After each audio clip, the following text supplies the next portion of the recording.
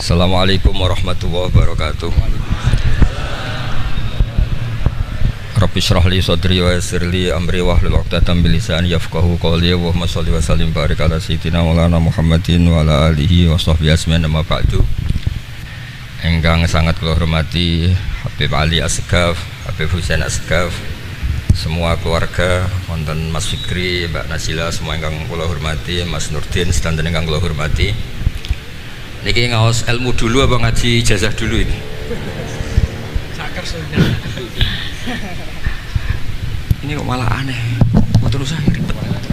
Mboten Cek 1 2. Pakai ini aja, tidak usah ini aja.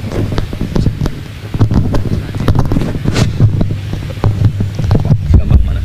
Ini jelas. Nah.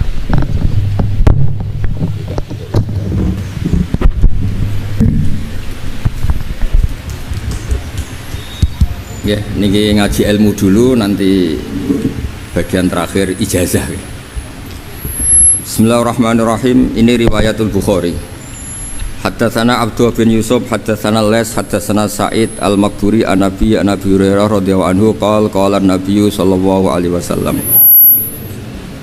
Ma minal anbiya'i nabiyyun illa qad u'tiya minal ayat ma mithluhu amana alaihi al-bashar. Wa innama kana alladhi utituhu wahyan awhahu wa ilayya fa arju an akuna aktsarahum tabi'an yaumal qiyamah. Dados kita tahu semua nabi itu punya mukjizat, ya, semua nabi itu punya apa? Mukjizat. Mukjizat itu hal yang luar biasa yang memastikan manusia itu tidak bisa menyainginya atau menandinginya. Dan rata-rata mukjizat nabi dulu itu fisik. Misalnya ontanya Nabi Soleh itu kan onta tapi keluar dari batu, itu kan aneh, aneh sekali. Atau tongkat Nabi Musa bisa simsalabim mengeringkan laut apa? Merah. Semua Nabi itu punya mukjizat dan semuanya berbentuk fisik. Kecuali mukjizatul Rasulullah Shallallahu Alaihi Wasallam itu berupa Al-Quran. Al-Quran itu konsep ilmiah. Terus kata Rasulullah Shallallahu Alaihi Wasallam, tapi saya karena Quran itu justru berharap pengikutku besar dan sampai hari kiamat. Sekarang kita logika, ya. Andaikan kamu punya tongkatnya Nabi Musa, kalau kamu suka uang, kepikirannya dijual apa dipakai? Kalau kamu suka uang, pakai. Kalau kamu ahli suudon itu pikirannya ndak, ini asli ndak.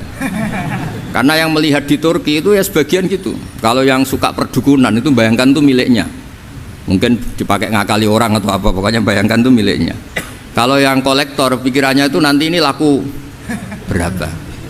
Tapi kalau peneliti mungkin pikirannya itu ini asli apa enggak? Bukti aslinya apa? Repot lah. Lagi pula kalau kamu punya utang terus mau apa? Istri kamu marah mau apa kalau pakai tongkat? Nah, beda dengan mukjizatnya Quran, itu semuanya apa? Ilmiah. Orang yang sedang harmonis dengan istri bisa pakai ayat di antara ayat-ayat Allah itu apa? Wa ja'ala bainakum mawaddatan warahmah. Nanti kalau ditakdir cerai, saya tidak menyarankan cerai. Kalau ditakdir cerai, itu masih dimotivasi sama Allah, wa iyatafarraqa yughnillahu kullam min sa'ati. Jika suami istri itu cerai, jangan-jangan suaminya dapat istri lebih baik, istrinya nanti dapat suami lebih baik. Jadi yang masa lalunya ada prahara. Kan banyak orang suaminya meninggal, ketika nikah lagi ditanya, kangen sama suami pertama, alhamdulillah ini lebih baik. Padahal suaminya yang meninggal itu berharap istrinya ini kangen, ternyata dia sudah syukur dapat suami yang lebih baik. Jadi Quran itu menunggui kita ila yaumil qiyamah. Kita tidak bunuh diri, itu ya barokahnya Quran. Karena problem apapun kita dinasihati apa? Sabar, apa? Dinasihati sabar. Kan nggak mungkin kamu pegang tongkatnya Nabi Musa, punya masalah apa saja ngelihat tongkat, bisa apa tongkat? Tapi kalau Quran kan nasihat, solusi. Makanya Nabi berharap dengan Quran ini, saya berharap pengaruh saya, pengikut saya terbanyak ila yaumil qiyamah. Terus beliau dikomentari begini sama ini Fathul Bari, sarahnya Bukhari. Al-muradu anna mu'jizatil anbiya inqaradat binqiradi a'sorihim falam yusyahidha illa man hadaraha. Problem mukjizat nabi-nabi dulu itu kan fisik. Sehingga yang tahu kalau Nabi Soleh punya unta yang ajaib itu yang tahu ya hanya yang hadir saat itu. Yang tahu kalau tongkat Nabi Musa bertuah itu juga yang tahu hanya yang hadir saat itu. Selebihnya tahu tongkat ya di museum. Tapi kalau Quran menjadi solusi, menjadi panduan, menjadi pegangan itu ila yaumil qiyamah. Kita beri contoh ya Quran panduan yang paling gampang misalnya begini. Dulu ini cerita ya. Dulu itu ada orang kafir cerdas namanya Jubair bin Mut'im. Itu saking pinternya dia, pinter juga tokoh. Itu sebagai delegasi pembebasan Asra Badrin. Jadi tawanan-tawanan perang Badar itu mulai dulu ya ada negosiasi mau dibebaskan. Terus orang-orang kafir ini menugaskan namanya Jubair bin siapa? Mut'im. Ini ada di Bukhari. Karena ini ngaji di Jakarta, kalau orang nggak tahu hadis juga tanya ini sahih ndak gitu. Wong nggak tahu kok tanya itu aneh-aneh. Padahal kalau dibodoni itu ya nggak tahu, tapi ya tetap tanya hadisnya ini sahih ndak. Ini kata kiai apa kata Nabi ini ya ribet. Memangnya kata Nabi kamu dengar kan ya lewat kiai. Emang. Setelah itu Jubair itu datang ke Madinah. Dengerin ya, datang ke mana? Madinah. Kemudian dengar Nabi baca Wattur pas sholat maghrib. Jubair karena Nabi dulu gak ada hotel, gak ada pondok ya. Pondoknya Nabi hanya sufah itu. Nabi baca maghrib, bukan diskusi, bukan debat. Baca Wattur wa kitabi mastur fi raqim mansur wal baitil ma'mur wasaqfil marfu wal bakhril masjur terus itu. Kemudian sampai pada titik ayat am khuliqu min ghairi syai'in. Masa manusia atau alam raya yang maujudat, yang nyata, yang wujud nyata. Kemudian asal usulnya itu ketiadaan. Ini kan hadhil alam maujud, alam ini kan nyata. Masa sesuatu yang nyata penciptanya itu tidak nyata. Jadi nggak mungkin ada faham nihilisme. Kalau faham nihilisme berarti melahirkan teori begini. Al adamu yakhluqu maujudan, sesuatu yang tidak ada menciptakan yang ada. Itu kan akal nggak bisa nerima. Kalau sesuatu ini ada, penciptanya pasti ada. Terus akhirnya Jubair bin Mut'im itu simpuh di depan Rasulullah terus bilang, ya Muhammad kada qalbi ayatir, hampir saja hati saya terbang. Kalau riwayatnya Imam Ahmad, faka'anna masudi qalbi, hati saya ini hancur. Semua teori yang saya bawa untuk melawan kamu sekarang luluh semua, hancur semua. Yang benar adalah teori Anda bahwa Tuhan itu satu dan Tuhan itu ada sebelum semua makhluk. Coba kalau Nabi Muhammad ada Jubair bin Mut'im terus menyembunyikan tongkat dekat mihrab, terus dilihat ini apa, paling pikirannya ini dari kayu apa, terus yang bentuk tongkat itu tukang pemahatnya siapa, kok kurang keren, kalau di Blitur gimana ya kan malah panjang. Kira-kira kalau mukjizat itu dari tongkat itu malah panjang lah pokoknya panjang. Lagi pula kamu coba kan nggak ngarah mandi, itu yang mandi kan nabinya bukan tongkatnya. Coba tongkatnya Nabi Musa coba anak-anak beki itu dipakai mukul kucing aja tidak mesti mati itu. Jadi nggak jelas mukjizat-mukjizat seperti itu nggak. Tapi kalau Quran menunggui sampai saking hebatnya Quran, teori rasionalitas, soal kampanye di mana-mana, tingkat validitas, tingkat kebenaran Quran itu bahkan bisa diuji tanpa membuktikan. Tanpa apa? Membuktikan. Cukup pakai akal. Saya tidak bosan-bosan cerita ini karena ini khazanah kita. Di kitab Nailul Ma'mul itu, di kitab usul fikih, saya berkali-kali cerita ini karena ini untuk menunjukkan bahwa Quran itu liqaumi ya'qilun, liqaumi yatafakkarun. Ada seorang kiai, seorang ustadz, kiai dulu itu ya memang orang soleh, alim terus jadi kiai. Kalau kiai sekarang tuh macam-macam, nganggur terus ingin jadi kiai, terus daftar gitu. Ada lowongan di yayasan masuk ingin jadi ustadz karena dengar ada gajinya. Dulu tuh tidak ada seperti itu, tidak ada. Makanya dulu tuh kalau ustadz kiai pasti soleh karena dia alim terus ingin orang lain tuh mendapat ilmunya. Kalau sekarang nggak ada yayasan sehat, guru gajinya sekian, yang nggak ingin jadi ustadz tuh daftar karena ada gaji. Apalagi ada kabar, ada gaji, ada mes, ada wah yang daftar banyak. Tapi mentalnya ada kiai sebetulnya. Ya kalau sampean tanya itu baik dah Gus, ya setengah baik. Ya maksudnya setengah baik ya ada baiknya lah, namanya profesi ngajar itu kan baik. Tapi setengah saja karena motifnya itu nyari gaji, bukan ingin mencerdaskan umatnya Rasulullah SAW. Itu Imam Amudi itu guru matematika. Saya nggak bosan-bosan cerita ini, guru matematika. Muridnya sampai takut, ini masuk surga ndak, kiai kok ndak ngajarin istighosa atau tahlil malah ngajarin apa? Matematika. Beliau meninggal terus muridnya tanya, "Ma fa'alallahu bik?" Kira-kira gitu. Apa yang dilakukan Allah? Allah nyambut Anda gimana gitu. Terus kata Imam Amudi, bagus saya disuruh ngajar malaikat. Karena malaikat kan ndak pernah kayak anak beki gini ngaji gini. Malaikat tuh ndak pernah ngaji, dia iman saja karena tahu surga, tahu neraka terus iman gitu aja. Jadi imannya malaikat tuh nggak keren kita. Masya Allah. Imannya loh. Loh itu yang ngendikan Nabi loh, tidak saya. Nabi pernah tanya sama sahabat, iman yang paling keren siapa? Jawabannya sahabat malaikat. Ya ndak karuan malaikat iman. Dia yang tahu surga neraka, tahu segalanya masa ada? Ndak imannya pasti iman lah katanya. Terus ya para sahabat engkau iman ya wajar kan menangi saya, nemuin saya. Yang hebat itu orang-orang yang tidak melihat saya, tidak saya didik tapi tetap iman. Karena dididik akal, ya tadi dididik Quran, apa dididik Quran. Sama siapa? Teks bahasa Arabnya masang. Terus Imam Amudi kata Allah, suruh dia ngajarin para malaikat cara menemukan saya. Malaikat dikumpulin terus Imam Amudi disuruh ngajar. Sama singkat kata-katanya Allah di mimpi itu. Istadilla ala wahdaniyati bihadrati malaikati, tolong ajarkan cara menemukan saya padahal Anda ini manusia yang tidak melihat saya.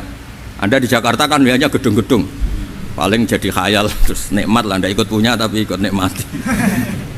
Itu orang desa-desa kalau ke Jakarta itu pokrol, wah di Jakarta itu gedungnya tinggi-tinggi, tidak kayak kampung sini, lo udah ikut punya ikut bangga. Di Jakarta orangnya cantik-cantik, tidak kayak orang sini, padahal dia ya udah dapat orang cantik gitu. Jadi Allah tuh saking pinternya, miskin-miskin ya bisa berkhayal dan bahagia. Nah, itu alhamdulillah betul.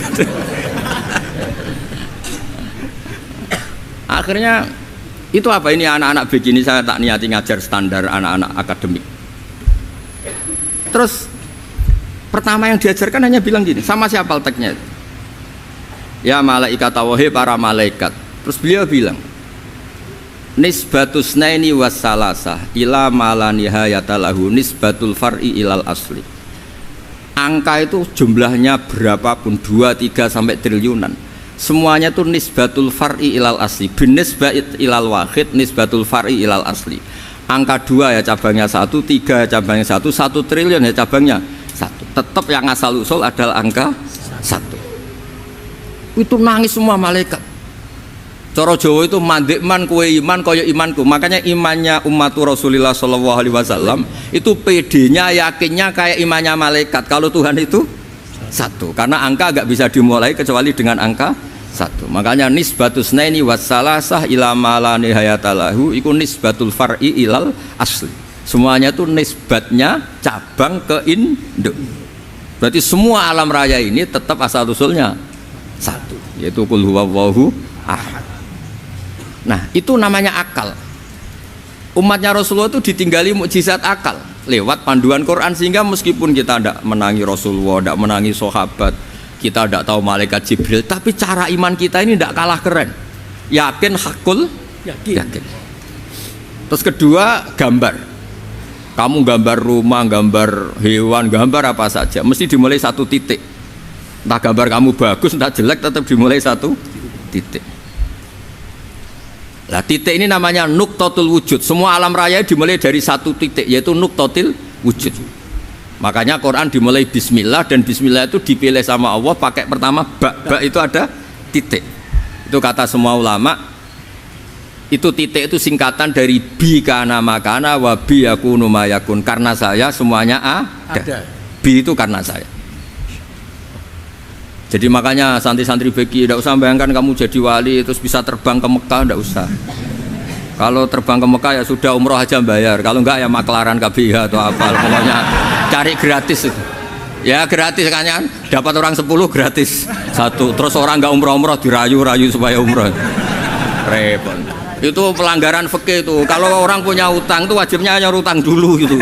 Wah, repot. Saya itu juga sering bingung di kampung-kampung. Gus sama umroh. Kenapa? Dapat gratisan, Gus. Minta uang saja buat nyaur utang, nggak boleh, Gus. Wah, secara fikih yang wajib itu nyaur utang bukan umroh. Nggak boleh, Gus, diminta uang, nggak boleh, harus umroh. Udah gitu saya ini bingung, Gus, mau umroh. Nggak nikmati, kenapa? Disuruh ngajar, Gus. Repot semua kalau ibadah mergawe ya gini, bingung semua. Ya saya mohon anak-anak BK semua yang seneng Quran itu harus seneng sampai kayak saya sehingga tahu istidlal, mencari Tuhan dengan cara tauhid yang berbasis akal itu sedzahir imannya malaikat. Jika di klasmen iman itu manusia ulul ilmi, kita-kita yang nekuni ilmu itu nomor 1 prakteknya. Karena nomor 1 itu Allah karuan kan, syahidah Allah kan nggak tertandingi, syahidah wa annahu la ilaha illallah. Terus wal malaikatu, malaikat kan karuan karena langsung menyaksikan surga. Dan ketiga apa? Wa ulul ilm. Berarti prakteknya kan nomor 1. Kalau kompetitornya semuanya manusia, ulul ilmi nomor berapa? 1 kan? Nah nomor 3 kan dari Allah, malaikat, ulul ilm. Berarti kalau kompetisinya antar manusia nomor berapa? 1 kan? Nah kenapa ulul ilmi di nomor 3 kan tapi dari Allah, malaikat, ulul. Kerennya kayak apa? Karena cara iman ulul ilmi itu nggak ada ragunya sama sekali. Kamu ragu nggak kalau 2 itu cabang dari 1, asalnya 1? Nggak pernah kan, ragu kan? Semua gambar seruat apapun dimulai dari 1 titik, ragu nggak? Nggak kan? Nah imannya umatnya Nabi karena dipandu oleh Quran itu seyakin itu, sehakul yakin itu. Nah itu terus Jubair bin Mut'im jadi iman.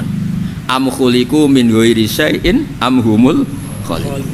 Terus kata Allah lagi, kalau kamu tidak percaya saya yang bikin langit bumi ya gampang dong, kamu saja yang ngomong kalau kamu yang bikin. Paling orang sepakat kamu stres. Terus hanya ayat gitu, am khalaqus samawati wal ard. Kalau kamu tidak yakin Allah yang bikin ya silakan Anda klaim saja kalau kamu yang bikin langit bumi. Bala yuqinun. Kamu juga gak mau kan dibilang stres. Nah ini terus saya teruskan ya. Makanya mukjizat terbesarnya Nabi adalah Al-Quran.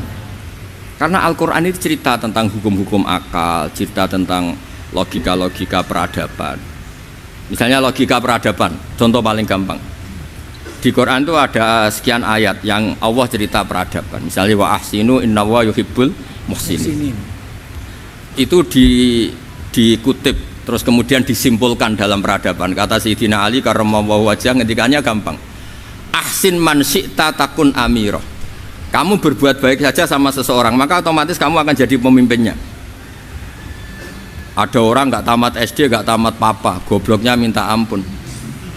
Tapi karena gaji seorang pakar, oh kamu tak gaji 1 bulan 1 miliar, perusahaan saya jadikan besar. Itu dikongkan ngalor ngidul ya nurut. Hanya karena dia ihsan.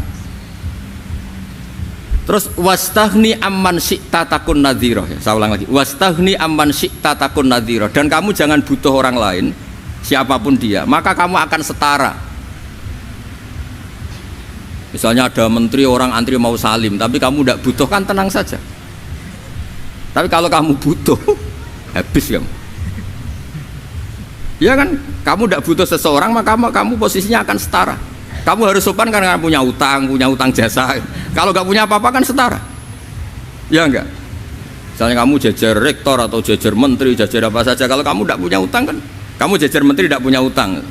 Sama jajar satpam tapi punya utang, takut mana?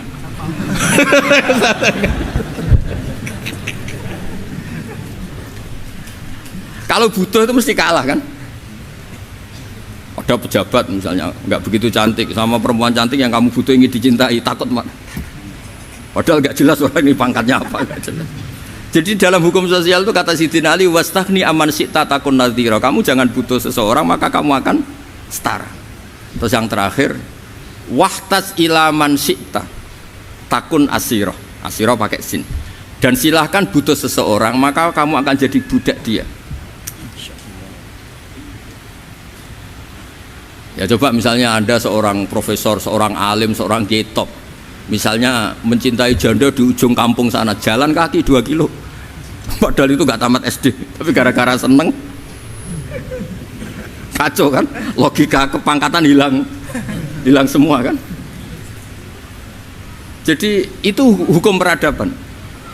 Itu mewakili isi-isi sosial yang diterangkan Quran.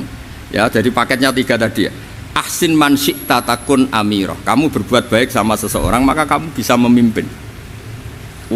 Wastahni amman syi'ta takun nadhira. Kamu jangan butuh seseorang maka kamu akan setara.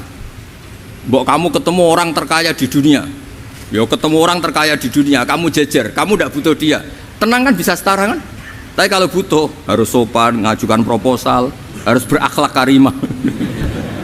Makanya sekarang Anda kok berakhlak kenapa? Ternyata mau nyalek. Biasanya Anda berakhlak kok berakhlak. Ada apa ini? Makanya guyonan di Rembang itu Beb Husein itu. Kalau ada orang mendadak sopan sama temannya, temannya curiga, kok tumben sopan, mau utang ya?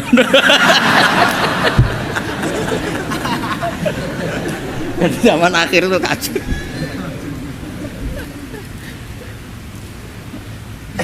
Ya di semua daerah gitu ya sama Pak Rektor ya.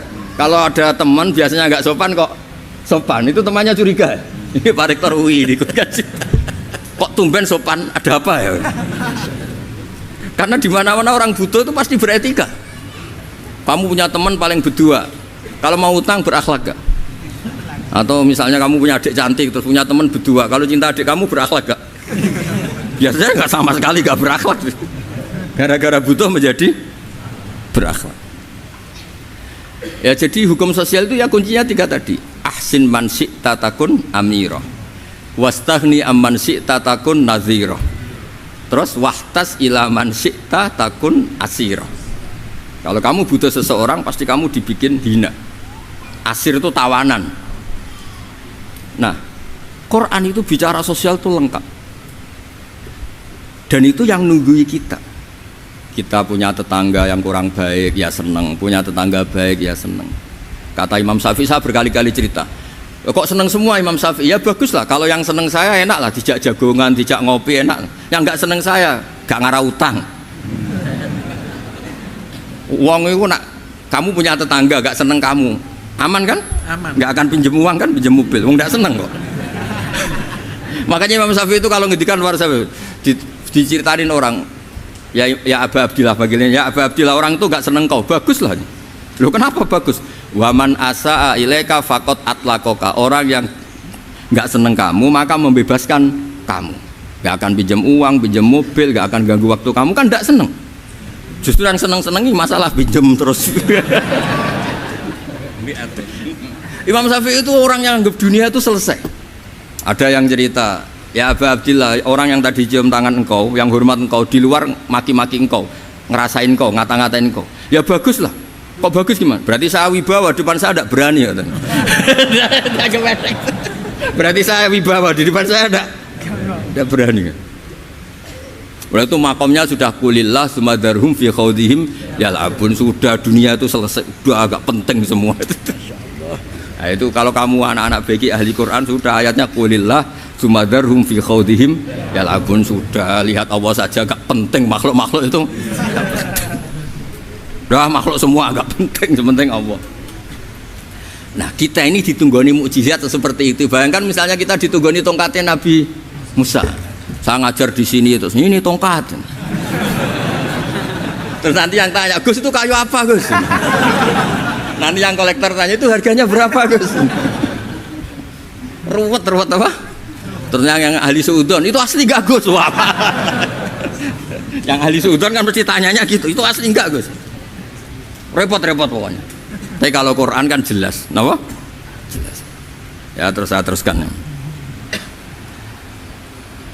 Fala yamurru terus al murad anna mu'jizatil anbiya in qaradat bin qidari asaim wa mu'jizatul Quran mustamirratun ila yaumil qiyamah. Wa kharquhu lil adat fi uslubihi wa balaghatihi wa ikhbarihi bil mawhibat. Terus kata ini yang ngarang Fathul Bari, sarahnya Imam Bukhari. Fala yamurru asrun minal a'sar illa wa yadharu fihi syai'un mimma akhbaru bi annahu sayakun yadullu ala sihhati da'wahu wa hadza aqwal muhtamilat wa takmiluhu fil ladzi ba'da wa qilani ya anal al makna anal mu'jizat al madiyah kanat khissiyatan tusyahadu bil absar kana qati sholeh wa asa Musa Mukjizatnya nabi-nabi dulu itu hanya penyembuh, hanya pelengkap, hanya nuruti keinginan mata. Seperti dahsyatnya apa? Laut Merah diseblak apa dipukul sama tongkatnya Nabi siapa? Itu semuanya itu hanya memanjakan mata. Urusan mata. Terus wow itu. Tapi kalau mukjizatnya Nabi Muhammad itu berdasar akal. Maksudnya berdasar akal nih dengerin ya. Dengerin betul. Ketika Laut Merah terus tersibak kan, wow itu keren kan. Terus kita bilang, menyimpulkan, wah kita tidak akan mampu. Itu bodoh sekali kesimpulan kita tidak akan mampu. Meskipun bikin nyamuk Anda juga tidak mampu. Loh, untuk memutuskan tidak mampu saja kok sampai pertunjukan seperti itu tuh laopo, cek goblok gitu. Nah kalau kita karena umat yang pinter untuk memaksa kita nggak mampu, Allah bilang innallaha la yastahi ayadriba mathalam ma ba'udah. Kita melihat nyamuk langsung berkesimpulan tidak mampu. Saya berkali-kali cerita nyamuk itu sudah kecil, masih punya urat, uratnya kayak apa? Masih punya kuman, kumannya seberapa? Ya enggak? Nyamuk itu kecil, punya organ tubuh, organ tubuhnya punya urat. Itu kalau kamu pinter, antara tongkatnya Nabi Musa menyibak Laut Merah sama nyamuk itu sama-sama berkesimpulan melahirkan satu faham bahwa kita tidak mampu. Loh, untuk memaksa tidak mampu saja kok nunjuk pertunjukan ada onta keluar dari batu Nakotu Soleh, ada tongkat yang bisa mengeringkan Laut Merah. Cik goblok ya. Lah kita alhamdulillah tidak jenis goblok yang seperti ini. Untuk ikrar bahwa Allah itu hebat ala kulli syai'in, cukup lihat nyamuk, kagum kan? Sudah tidak usah bikin hidup. Saya berkali-kali mencontohkan, para pemahat tak suruh bikin patung gajah itu mampu, tak suruh bikin patung nyamuk kalau bisa. Nyari materi dari apa coba? Gampang mana bikin patung gajah sama patung nyamuk? Gajah, makanya Allah bikinnya contoh itu untuk ijaz itu pakai nyamuk bukan pakai.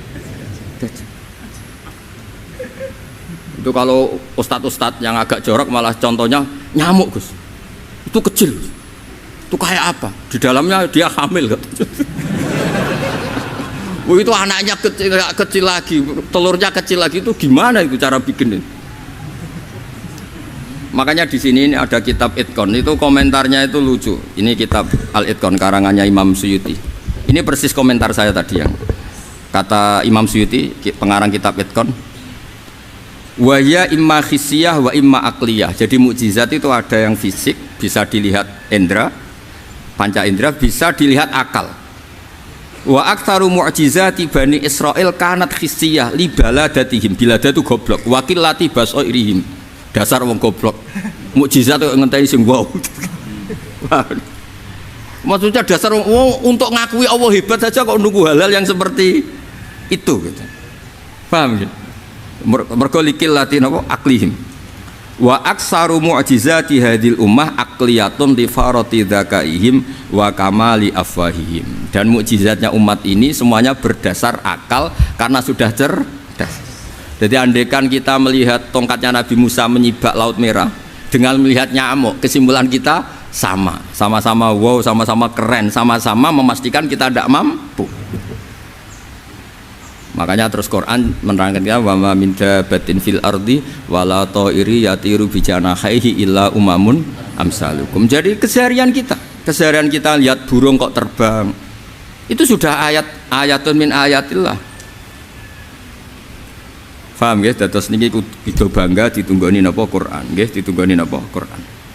Wa mu'jizatul Quran tusyahadu bil basirah fayakunu mayattabi'u li ajlihi aksar. Terus li annal ladzi yusyahadu bi aini ra'si yang qaridu bin qiradi musyahidi. Sesuatu yang tampilan dahsyatnya itu disaksikan mata, maka itu bisa habis. Era tongkat Nabi Musa seperti itu habis enggak? Bisa mengeringkan Laut Merah, habis kan? Tapi era mukjizatnya Quran ila yaumil qiyamah. Ya contoh sosial, saya kembali lagi ke sosial. Kamu punya teman awet atau punya istri awet, itu konsepnya ya wal kadhiminal itu agak gampang tersinggung. Coba kalau kamu setiap tersinggung putus, setiap tersinggung habis, kamu tidak punya teman, tidak punya istri. Sampai kita awet seperti ini, kalau kecewa ya wal kadhiminal itu ngempet. Termasuk saya ini biasanya ngaji khusus terus bajak gini ya kecewa. Tapi barokahnya diwarai Quran wal kadhiminal ghaidha, ngempet Gus ngempet. Terus kecewa sama teman, kenapa tidak putus? Karena wal afina aninna, sudah kalau kecewa maafkan. Coba kalau kita kecewa presiden demo, kecewa menteri demo, kecewa orang tua minggat, ya kalau dicari, kalau tidak kan malu. Saya itu punya teman tak tanya, kecewa Gus sama bapak itu, kenapa tidak minggat? Malu. Kenapa malu? Takut gak dicari. Itu orang tuh paling malu itu kalau keluar dari rumah nggak di. Saya punya teman lagi, saya ini takut mati Gus. Kenapa? Takut istri saya ada nangis Gus. Itu kematian terburuk itu kalau sudah mati, tahu istrinya ada nangis. Oh, itu malu betul itu. Makanya jangan mati. Pokoknya pastikan orang sekeliling ada nangis itu baru berani mati. Kalau enggak jangan. Ya jadi mukjizatnya Nabi itu luar biasa. Walladzi yusyahadu bi'ainil aqli bakin yusyahiduhu kullu man jaa ba'dal awali mustamirran. Sesuatu ilmiah, sesuatu agama atau apa saja yang logis itu akan abadi ila yaumil. Kayak tadi. Ketika kita kecil diajari apa? Wujud, qidam, baqa, mukhalafatul hawadisi, qiyamuhu binafsihi wahdaniyat qudrat iradah. Itu ila yaumil qiyamah. Karena kita pasti punya logika tadi. Masa alam raya yang maujud didahului ketiadaan. Kemudian ketiadaan ini kita rumuskan, ketiadaan inilah yang bikin alam raya. Di mana-mana nihilisme, ketiadaan ya layu asfiru syai'an, namanya tiada ya tidak punya akibat apapun. Yang punya akibat apapun ya sesuatu yang wujud. Lalu itu kan ila yaumil qiyamah, sampai kapanpun teori itu akan nunggui kita ila yaumil qiyamah. Tapi kalau tongkat Nabi Musa ketika kita tidak melihat kan punya alasan tidak ngandel, Musa tidak tahu. Tapi kalau kamu seperti ini, orang paling mulhid sekalipun, paling ateis sekalipun, terus ditanya, bisa nggak Anda mulai angka di luar angka 1? Tidak bisa kan? Makanya benar Imam Amudi tadi ketika diminta Allah, istadilla ala wahdaniyati bi hadrati malaikati, tolong ajarkan kenapa manusia begitu yakin kalau saya ini satu, padahal mereka tidak melihat saya. Terus beliau ngendikan apa? Nisbatus naini wassalasa ilal wahid nisbatul far'i ilal asli. Angka 2, 3 sampai enggak terbatas, semuanya dibanding angka 1 itu nisbatul far'i ilal asli. Semuanya itu cabang dari angka 1. Itu mbok siapapun enggak usah ditunggoni nabi, enggak usah ditunggoni wali. Logikanya akan seperti itu. Itu yang dimaksud apa? Walladzi yusyahadu bainil aqli bakin yusyahidu kul man ja'a badal awal mustamir. Ya ini masih ada waktu seperempat, ini ijazah. Kalau ijazah nggak boleh tanya, ijazah ini. Dan itu yang fotokopi lebih besar itu ijazah.